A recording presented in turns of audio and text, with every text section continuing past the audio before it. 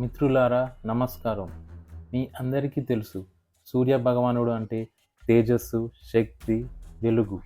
కానీ అదే సూర్యుడు ఒకప్పుడు చీకట్లో మునిగిపోయాడు. అవును, మీరు విన్నది నిజం. సూర్యుడికి ఆ పరిస్థితి ఎందుకు వచ్చింది? అసలు ఆ చీకటిని సృష్టించిందెవరు? ఈ ప్రశ్నలన్నింటికీ జవాబు తెలుసుకోవాలనుకుంటే ఈ వీడియోను చివరి వరకు చూడండి. ఈ కథ సూర్యదేవుడితో మొదలవుతుంది. ఆయన భార్య సంజన. ఆమె తన భర్త సూర్యుడి తేజస్సును, వేడిని తట్టుకోలేకపోయింది. రోజు రోజుకు ఆమె శక్తి తగ్గిపోవడం మొదలైంది. ఇక లాభం లేదనుకొని సంజన ఒక నిర్ణయం తీసుకుంది. ఆమె తన భర్త సూర్యుడికి తెలియకుండా తన నీడతో అచ్చం తనలాగే ఒక ప్రతిరూపాన్ని సృష్టించింది. ఆ ప్రతిరూపానికి ఛాయ అని పేరు పెట్టింది.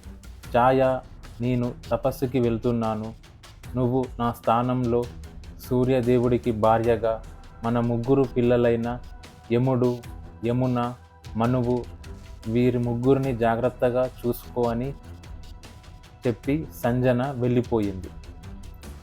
సూర్యదేవుడికి ఈ విషయమంతా తెలియదు. ఛాయని నిజమైన సంజన అనుకున్నాడు. ఛాయ కూడా ఒక నిజమైన భార్యలాగే సూర్యుడికి సేవలు చేస్తూ తన పిల్లలను జాగ్రత్తగా చూసుకుంది. ఆ తర్వాత ఛాయ గర్భం దాల్చింది. ఆమెకు కలిగే బిడ్డ కోసం శివుడిని ప్రసన్నం చేసుకోవడానికి ఘోరమైన తపస్సు చేసింది. ఈ తపస్సు ప్రభావం వల్లే ఒక బిడ్డ నల్లటి రంగులో జన్మించాడు. బిడ్డను చూడగానే సూర్యదేవుడికి కోపం కట్టలు తెంచుకుంది.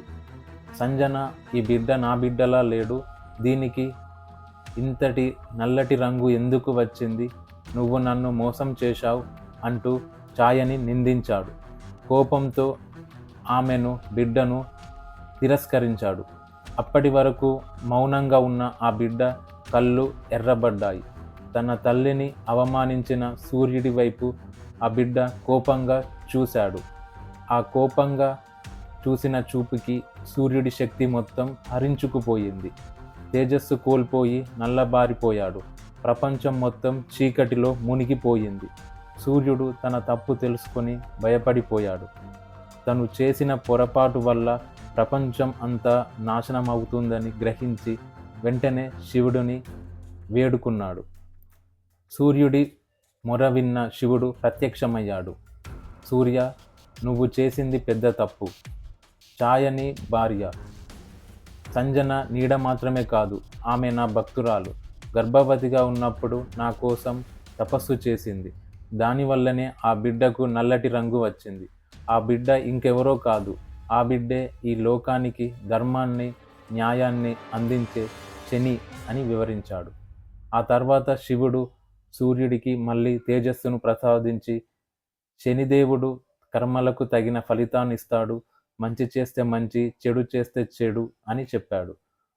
చూశారు కదా, ఇది కేవలం కథ కాదు, మన జీవితానికి కూడా వర్తించే పాఠం.